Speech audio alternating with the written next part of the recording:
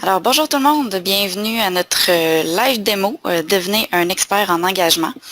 Alors, on parle aujourd'hui d'améliorer l'expérience client, comment augmenter l'engagement. C'est des sujets qui sont vraiment d'actualité, on en entend beaucoup parler. Et ce qui est merveilleux, c'est que OpenField offre tous les outils pour pouvoir arriver à votre objectif. Alors, aujourd'hui, on a Alexandre Touin, directeur conseil, et Sébastien Pelletier, directeur adjoint au déploiement des technologies, qui vont vous présenter nos modules de suivi, parcours et pointage, qui vont vous amener justement à une amélioration de l'expérience client et pour augmenter l'engagement de vos contacts. Alors, comme à l'habitude, on a une boîte de discussion qui va vous permettre de poser vos questions qui vont être répondues à la fin de la présentation. La présentation est aussi enregistrée et on va vous faire parvenir un courriel suite à la présentation qui va contenir l'enregistrement. Alors, sur ce, je passe la parole tout de suite à nos présentateurs. Bienvenue tout le monde. Bonne présentation. Bien, bonjour. Comme Claudia l'a si bien dit, aujourd'hui, on va vraiment regarder pour l'engagement au travers différentes fonctionnalités que l'on a. Donc, la première chose qui est importante de mentionner, c'est au niveau des clés de succès, en fait, en marketing de manière générale. C'est des éléments que, pour ceux qui nous regardent souvent, on mentionne régulièrement. Donc, la première chose, c'est les données. Donc, s'assurer d'avoir une structure fiable, une structure très flexible qui permet de pouvoir faire les communications que l'on désire. Ensuite de ça, les mises à jour automatisées de ces données-là, puis aussi les campagnes automatisées dans un objectif finalement de pouvoir rejoindre la bonne personne au bon moment. Ça, c'est des éléments que l'on met beaucoup d'emphase. Pour ce qui est d'aujourd'hui particulièrement, on va vraiment mettre l'emphase plus sur les deux dernières clés de succès, c'est-à-dire le suivi des visiteurs et le pointage. Donc, comment on fait pour bien comprendre le comportement de nos utilisateurs, de nos clients, de nos contacts, pour pouvoir mieux performer dans les actions marketing qu'on fait avec eux. Donc, la première qu'on va regarder, c'est la nouvelle fonctionnalité en fait de parcours. Ce qu'on va vous montrer, c'est des nouvelles fonctionnalités qui ont été lancées au courant du début de l'été, milieu, on va dire, disons, presque l'automne, et c'est ça qu'on vous montre. Donc, ce qui est important de mentionner pour parcours, premièrement, pour juste comprendre ce que c'est tout simplement des petits scripts que l'on génère, qu'on va aller mettre à des endroits sur votre site web. Ce que ça fait, c'est qu'on va pouvoir connaître par la suite le parcours de ce contact-là sur ces sites web-là que vous avez.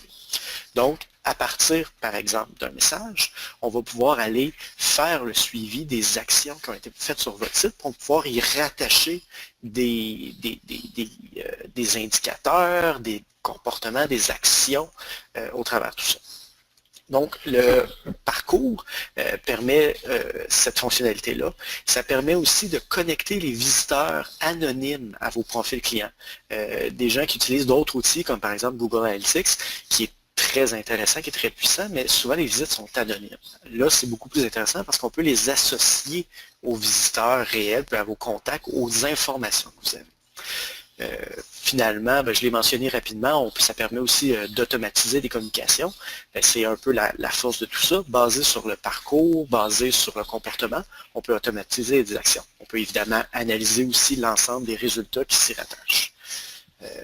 Donc, l'avantage d'utiliser cette fonction-là, c'est vraiment au niveau de la personnalisation des communications, de pouvoir engager des discussions précises avec vos contacts selon la relation qu'ils ont avec eux ou l'endroit où ils sont rendus dans leur parcours, dans leur life cycle, qu'on dit, au niveau de vos clientèles. Puis ensuite de ça, tout simplement mesurer les fréquences, simplifier la cueillette d'informations finalement. Donc, ça, c'est un peu au niveau des avantages et du comment on le fait. Maintenant, Sébastien va prendre plus le temps de vous expliquer à partir de la plateforme comment on fait ça. Parce que c'est des fonctionnalités qui sont accessibles directement par vous. Donc, Sébastien. Oui, bonjour tout le monde. On va voir, on a vu un peu de théorie, donc on va voir en pratique à quoi ça ressemble dans OpenField pour traiter les données. Vous allez voir, c'est quand même simple si vous êtes habitué de faire des groupes de contacts. Une fois que le parcours est en place, c'est facile de cibler nos gens. Donc, dans OpenField Contact, on va aller vous montrer parcours, comment c'est configuré. J'ai un compte ici qui est déjà configuré parce que je dois avoir des données à l'intérieur. Donc, ça fait quelques mois qu'on a installé Parcours sur notre site web Dialogue Insight. On a installé le script de réception des données. Donc, c'est un script qui ressemble beaucoup à Google Analytics, qui vous offre un bout de code JavaScript que vous intégrez sur vos pages web. C'est le même principe.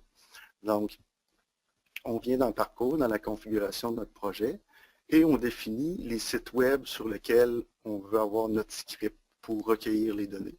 Même principe encore une fois que Google Analytics. Donc ici, sur mon site,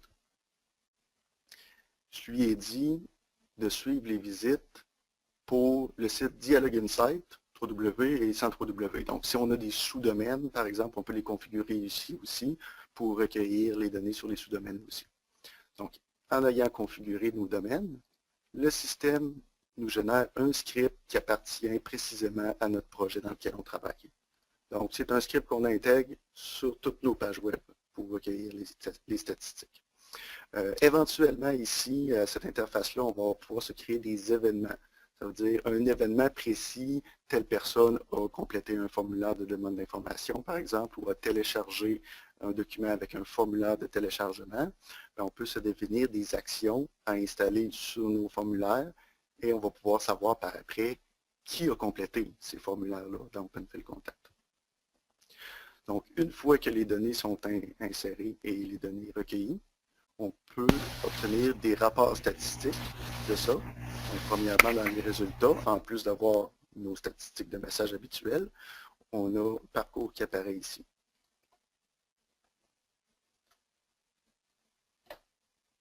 Donc, dans Parcours, pour la période par défaut de 6 derniers mois que vous pouvez changer, on a l'évolution de notre nombre de visiteurs et des statistiques qu'on améliore, on va améliorer au fil des mois pour avoir plus de données. Donc, on a les visiteurs qui proviennent de nos envois de courriel, les visiteurs qui proviennent d'un accès direct, sont allés visiter, ils ont tapé l'adresse courriel, l'adresse web de notre site web, et on a les référencements aussi. Les gens proviennent d'un autre site qui nous réfère, donc, à référencement. Donc, des statistiques de base, en plus d'avoir les gens qui consultent notre site sur mobile ou sur un ordinateur. Donc, ça, c'est les statistiques de base, mais ce qu'on veut faire avec Parcours, c'est cibler nos gens. Donc, avec les groupes habituels, on est capable de cibler les gens qui ont visité une page web en particulier. Donc, je vais ouvrir mon groupe ici.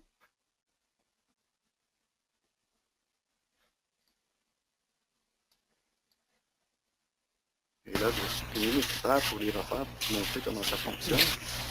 Donc, je veux savoir qui a visité ma page qui parle du marketing automatisé sur mon site web, pour savoir les gens intéressés. Je m'ajoute un critère sur le module Parcours et je peux spécifier l'URL de la page que les gens ont visité. Donc, je mets l'URL complet de ma page web en français et j'ajoute mon critère. Et quand je fais calculer, j'ai les gens correspondants.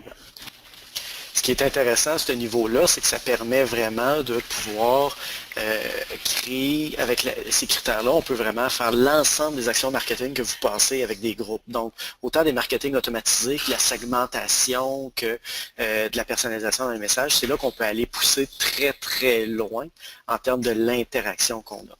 Donc, l'exemple ici est excellent. Si quelqu'un, par exemple, est allé sur notre page de marketing automatisé, on est capable d'associer cette action-là au contact, puis par la suite de pouvoir possiblement pousser des communications directement reliées à cet élément-là. J'en profite juste pour mentionner, là, Sébastien, si tu avais une chance de monter le son, il y a beaucoup de gens qui trouvent que tu parles pas assez fort.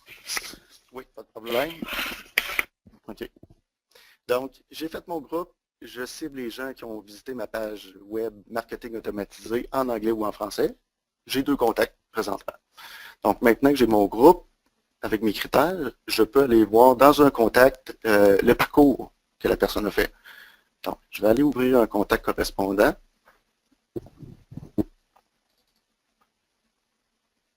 Et dans sa fiche à gauche, j'ai l'historique de parcours. OK. Donc, ce que je vois ici, la personne a visité mon site web à partir du message marketing automatisé que je lui ai envoyé le 13 août. Donc, si je clique ici pour voir les pages, je vois toutes les pages que la personne a visitées. Donc, c'est avec ces données-là, dans les groupes, qu'on est capable de cibler les gens. Comme ça. Ici, on est vraiment au niveau des pages atteintes, mais on peut aller capitaliser plein d'éléments. Si par exemple, vous avez des documents à télécharger sur votre site web, bien, on peut aller rajouter le script à ce niveau-là pour pouvoir permettre d'activer potentiellement une campagne de suivi de documentation. Ou bien non, si les gens, vous êtes dans le domaine commercial, quelqu'un va sur une catégorie de produits régulièrement, on peut commencer à lui envoyer ces produits-là automatiquement dans son infolette régulière. Donc, de faire des ponts entre les données, le contenu et le comportement de vos gens pour leur offrir les communications les plus pertinentes possibles. Oui, comme je parlais tout à l'heure, ici, on a la colonne événements. Donc, dans la configuration de parcours, on peut définir des événements, on télécharger tel document, des choses comme ça. On aurait tous les événements que la personne a fait. Et on peut, encore une fois, dans les groupes, cibler par événement au lieu de cibler par un URL.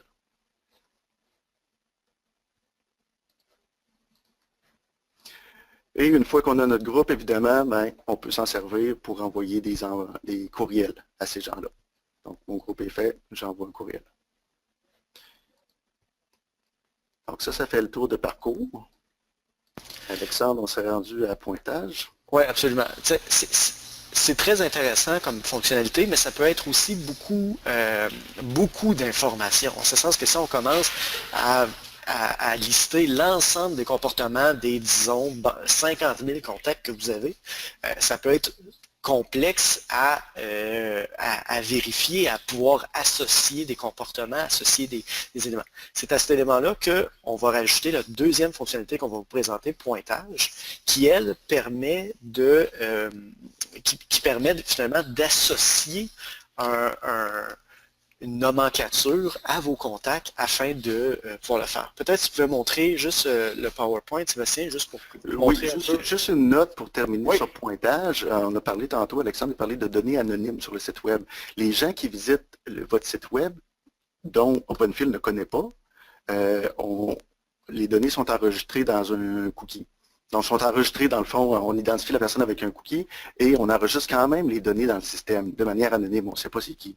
Mais éventuellement, si on envoie un courriel à cette personne-là, il l'ouvre dans son navigateur qui a fait les visites, on va le reconnaître et on va reprendre toutes les données anonymes et on va l'associer au contact. Exact. Donc, l'aspect historique aussi est pris pour les contacts qui sont les nouveaux contacts. Donc, pour le pointage, un peu, c'est de prendre chacun des comportements que vous pouvez traquer, autant à partir de parcours que de l'ensemble des éléments qui sont dans la plateforme OpenField et de leur attirer des points.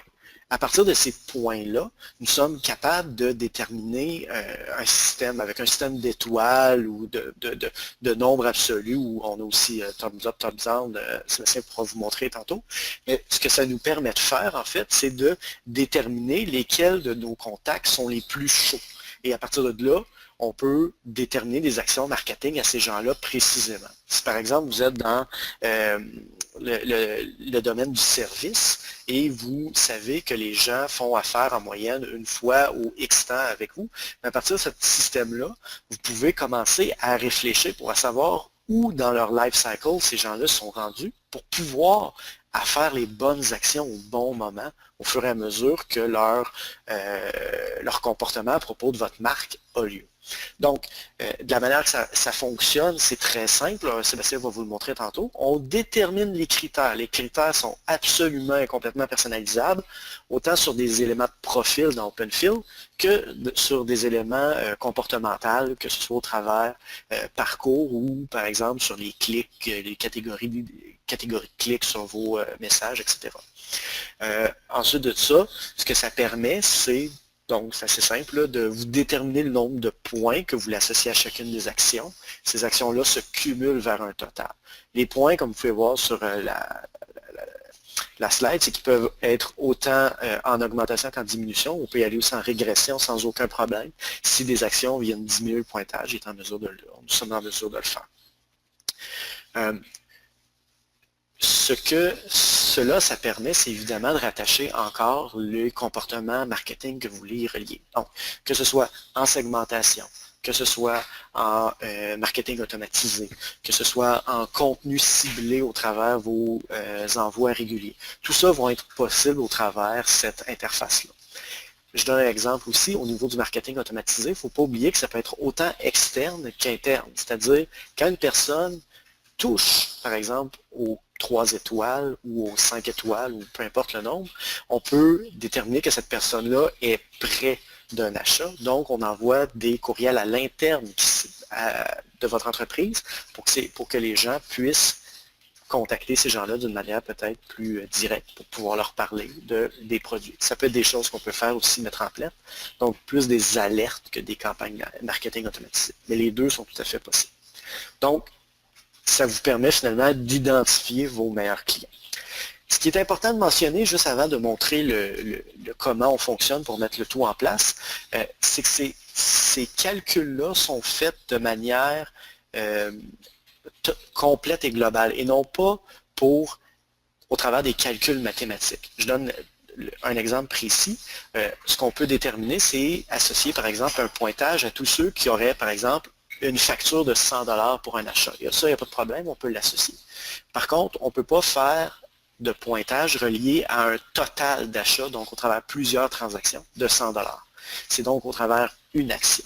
Si ce que vous avez besoin de comptabilité en termes de points inclut plus des calculs mathématiques, il faut calculer par exemple tous les achats ou le nombre d'événements auxquels ils se sont inscrits, ou bon, peu importe des éléments comme ça. Ça, c'est une autre fonctionnalité qu'on ne montrera pas aujourd'hui, mais qui existe dans OpenFill. Mais là, pour aujourd'hui, c'est plus la version un petit peu plus de base qui est accessible directement. Puis je vais laisser Sébastien vous montrer comment ça fonctionne. Oui, puis la fonctionnalité avancée que Alexandre vient de parler aussi, on peut calculer, en plus du calcul d'achat, calculer le nombre d'ouvertures que la personne fait pour les 12 derniers mois, par exemple, ou le nombre de clics qu'elle fait dans les courriels. Donc, on peut attribuer des points à ça et faire une régression de valeur dans le temps. Si pour telle période de temps, il ne fait pas d'action, il ne clique pas, on diminue le pointage de ces gens-là. Oui, exactement. Je vais donner un exemple dernièrement pour une salle de spectacle où ce qu'on a fait, c'est qu'on cumule les achats de la saison pour déterminer le statut VIP de la personne. Est-ce que la personne est bronze, argent ou or, basé sur combien elle a dépensé cette année. Donc, les deux sont possibles à ce niveau-là. Ouais. Donc, on va aller voir ici, pointage dans le système. Contrairement à Parcours, qui est un module activable dans le compte, pointage est accessible à tous les clients présentement. Donc, dans la configuration d'un projet, vous voyez ici la même chose que moi, pointage. Donc ici, j'arrive et je définis mes critères. Ça ressemble beaucoup à des critères de groupe. Donc, je vais définir ici des critères sur les abonnements du contact. Donc, par exemple, je veux savoir si les gens qui sont abonnés à l'infolette, je leur donne un point. Comme ça. Et je m'ajoute un autre critère, ou s'ils sont abonnés aux mises à jour OpenField, je leur mets un point aussi. Après ça, je peux savoir les gens qui sont créés via un formulaire. Donc, les gens qui s'abonnent par les formulaires web qu'on leur a fait, je leur attribue 5 points pour ceux-là. Ou créés par un import, avec le même nombre de points. Et je veux savoir dans son profil si c'est un utilisateur OpenField. Donc, je viens mettre mon critère, utilisateur OpenField. J'ai accès ici à tous les champs de mon projet, de ma fiche contact. Et je viens chercher mon critère ici. S'il n'est pas utilisateur, plutôt mon exemple, je lui enlève des points. Moins 10 si ce n'est pas un utilisateur. Et, dernier critère que je veux faire, nous avons à l'interne un formulaire de téléchargement de documents. Donc, on a mis les données dans les tables relationnelles. On va mettre un critère pour savoir est-ce qu'il a fait un téléchargement de documents pour la date de téléchargement plus grand que le mois de juin, par exemple. On pourrait dire plus grand ou égal au 1er juin 2015. Je vais leur donner 5 points.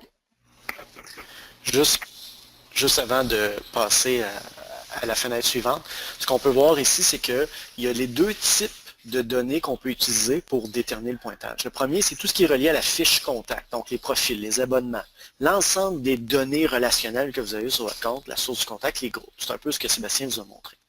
Mais il y a aussi toute la partie comportementale. Donc, est-ce que la personne a reçu des messages? Est-ce qu'elle a eu des ouvertures mobiles? Est-ce qu'elle a participé à des concours, à des activités, à des sondages, à des scénarios automatisés que vous avez en place? C'est tous des éléments qu'on peut mettre en place pour vraiment créer la structure de points qui est le plus près de vos besoins. Oui. Donc, en ayant mon total de points ici calculé, mes contacts peuvent potentiellement avoir 11 points au total dans leur fiche contact. Donc, une fois que j'ai défini mes critères, je définis la présentation visuelle que je veux avoir dans les contacts. Quand je vais ouvrir un profil, je vais avoir la présentation visuelle que je définis ici. Donc, je peux dire, affiche-moi la présentation sous forme de points seulement. Donc, un exemple qu'on a ici, on a un exemple de fiche contact. On va avoir le pointage affiché de cette manière-là, sous forme de positif ou négatif, ou sous forme d'étoile. Donc, dans mon exemple, je vais y aller sous forme d'étoile, comme ça. Et je définis chacun de mon intervalle qui définit mon nombre d'étoiles, comme ça. Donc, je vais laisser la configuration de base ici. C'est exactement la même chose pour positif-négatif, où est-ce qu'on détermine où est le critère de passation, qu'est-ce qui est positif et versus qu'est-ce qui est négatif. Oui. Je fais continuer. Et ce calcul-là, avec mes critères, doit être calculé, dans le fond. En faisant le bouton calculer ici, le système va vérifier chacun de mes contacts qui correspondent aux critères et vont leur mettre le pointage dans leur fiche. Mon calcul est fait. Et évidemment, mon calcul doit se refaire régulièrement parce que les contacts changent, les données changent. Donc, je dois refaire mon calcul quotidiennement, hebdomadaire ou mensuel, dépendamment de combien de fois les contacts changent dans mon projet. Donc, je vais lui dire quotidien à minuit, et je peux avertir un utilisateur si le calcul ne se fait pas bien. De cette manière-là. Maintenant que j'ai mon calcul, on va aller dans une fiche contact, voir qu'est-ce que ça donne. Je fais une recherche de contact. Et j'arrive dans son profil et je vois que lui, il est sur 3 étoiles, dépendamment de mes critères. Donc, on voit ça de cette manière-là dans la fiche d'un contact. Mais ce qui est le plus le fun, c'est qu'on peut l'utiliser aussi dans les groupes pour cibler nos gens qui sont 3 étoiles, 2 étoiles, 4 étoiles, comme on veut. Exact. Et c'est à cette utilisation-là qu'on va pouvoir procéder avec nos actions marketing. Oui. Donc, je viens dans mes groupes. J'ai un groupe ici sur pointage. C'est les contacts qui sont les plus intéressés. Je vais supprimer mon critère pour vous montrer. Donc, j'ai le critère dans mes groupes sur pointage maintenant que je peux glisser. Et je lui dis, je veux les gens qui sont plus grands ou égaux à 3 étoiles. Donc ici, la valeur dépend de la présentation visuelle qu'on a définie précédemment. Donc 3 étoiles, j'enregistre mon critère et le système va me sortir les gens correspondants. 488 personnes, 515 plutôt, personnes qui correspondent à mon pointage. Donc, et en plus d'avoir des groupes, on peut s'en servir pour personnaliser nos messages dans les courriels. Donc, on va aller voir tout de suite à quoi ça ressemble. J'ai un message ici personnalisé.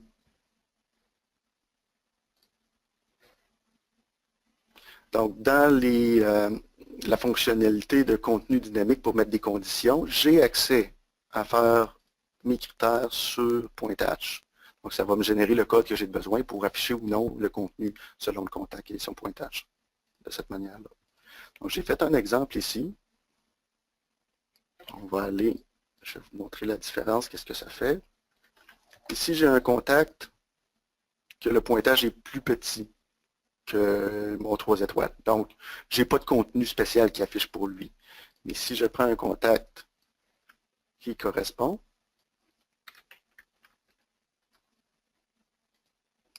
j'ai un tableau supplémentaire qui s'affiche. Félicitations, vous faites partie de nos meilleurs abonnés.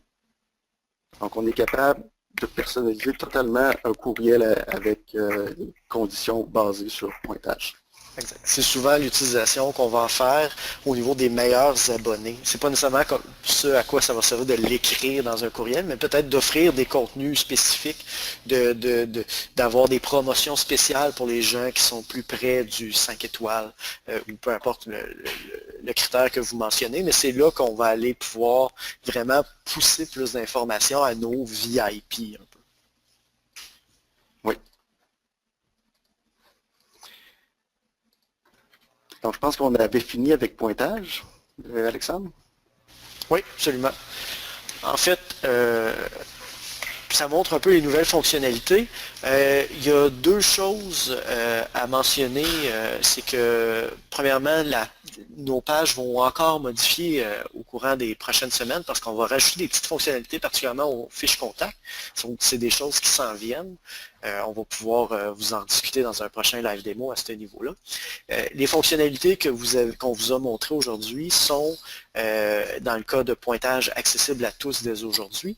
Pour ce qui est de parcours, il faut l'activer. Donc, vous faites juste en parler à vos directeurs de compte, gestionnaires de projet, pour qu'on puisse partir ces modules-là pour vous.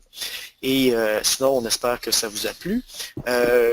Il y a quelques questions qu'on pourrait, que vous pouvez poser en fait, pour on peut y répondre. J'en ai deux. La première, c'est comment ça fonctionne si le client utilisait un mobile, une tablette et le web. J'imagine qu'on parle de parcours ici. C'est une excellente question. Étant donné que les données sont anonymes à la base, la manière que ça va fonctionner, c'est qu'on installe un cookie dans le browser. Donc, si votre client est, disons, là, on va dire multi-appareil, le cookie va être installé donc à plusieurs endroits.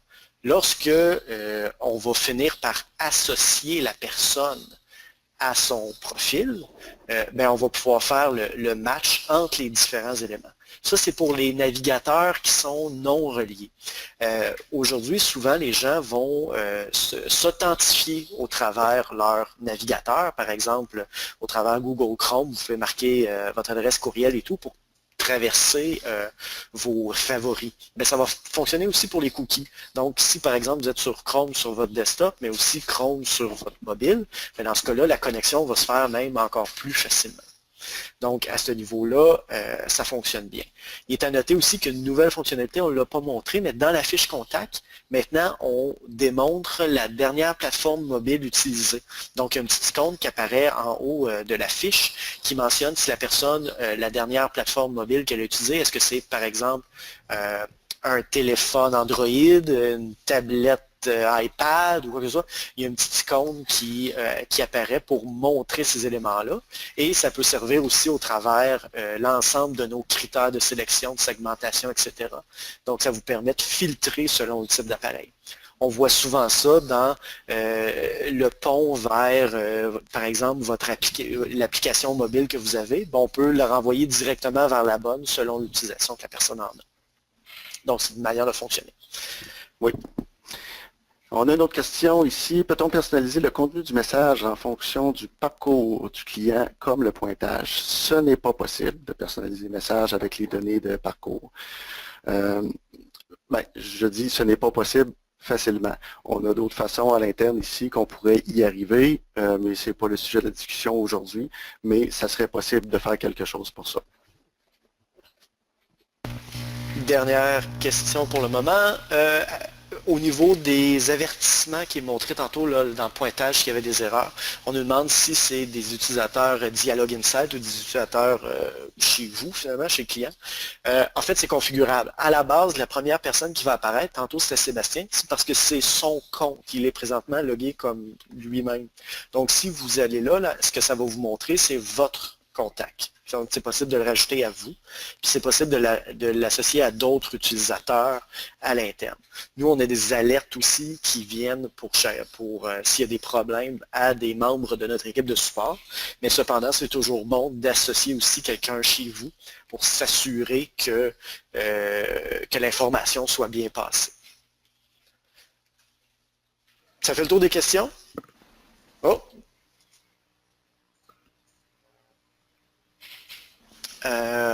Ça se rajoute, là. Il y a plein de questions qui apparaissent. On nous parle des frais pour parcours. En fait, ça dépend vraiment de votre licence. Donc, je vous suggère de vraiment vérifier avec votre gestionnaire de projet ou votre directeur de compte à ce niveau-là. Mais pour plusieurs des licences, c'est inclus. Donc, il faut juste valider là, si votre licence l'inclut, puis sinon, comment on fait pour inclure cet élément-là. Oui. On a une autre question ici. Dans le code, on parle de pointage. On avait la présentation visuelle avec les étoiles. On a aussi la présentation avec le pouce en l'air, le pouce en bas. On nous demande si on a une manière d'avoir un entre-deux pour les gens qui sont ni bons ni mauvais. Donc, ce n'est pas possible. On a juste un pointage qu'on donne, dans le fond, à partir de 5 points. C'est considéré comme positif, autrement c'est négatif. Une nouvelle question. Est-ce qu'il y a de la formation personnalisée pour le module parcours? Si pour vous, vous avez besoin d'accompagnement, particulièrement au niveau stratégique, à savoir comment on peut utiliser, puis aussi au niveau technique pour savoir comment qu'on implante ces scripts-là sur votre site web, absolument, on peut vous accompagner à ce niveau-là. Il suffit d'en parler à votre gestionnaire de projet ou directeur de compte qui va se faire un plaisir de vous accompagner à ce niveau-là.